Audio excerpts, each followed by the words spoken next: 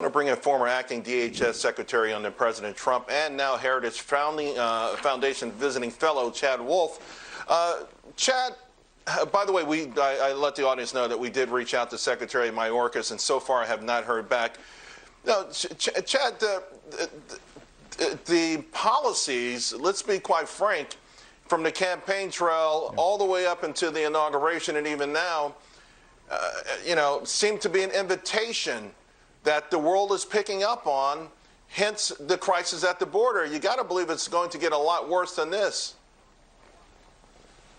Well, it's absolutely going to get worse. And not only the messaging has been a concern, but also the policies, the executive orders, and everything that they have done to tear down a functioning immigration system that they inherited on January the 20th. I think all of those factors have contributed to the crisis and the surge that we see on that border today.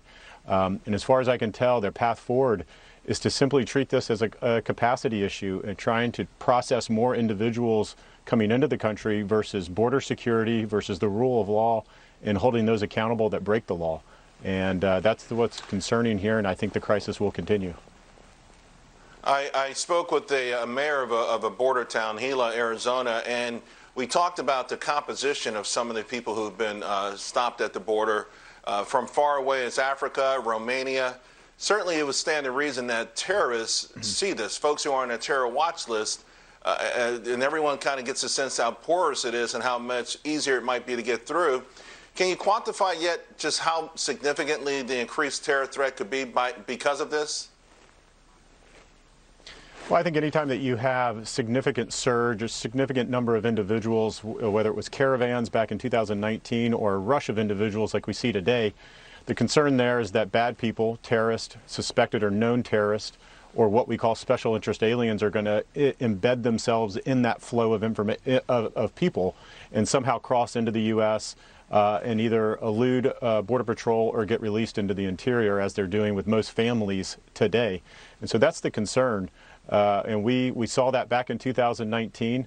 So it's not only terrorist or known or suspected terrorists, what we call KSTs, but it's also, there's another group called special interest aliens. And these are individuals that have traffic patterns like terrorists, perhaps are not on a watch list, but come from Europe or Africa or Asia into South America and make their way up through Central America and Mexico to that border that law enforcement needs to be concerned with. But at the end of the day, I think what's probably most concerning is that because of the number of individuals that are crossing, we're having to pull Border Patrol off of their national security mission and into their Border Patrol stations to care and feed these number of individuals instead of being on the line doing that Homeland Security, national security mission that they're trained to do.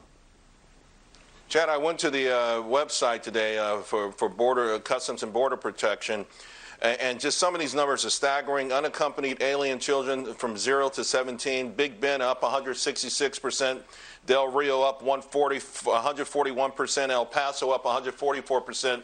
Even more staggering was single adults. Single adults in Big Bend are up 316%. Del Rio up 339%. Yuma up 324%. At what point would the administration call this a crisis? Because I would suspect within the DHS, they're already acting like this is a crisis.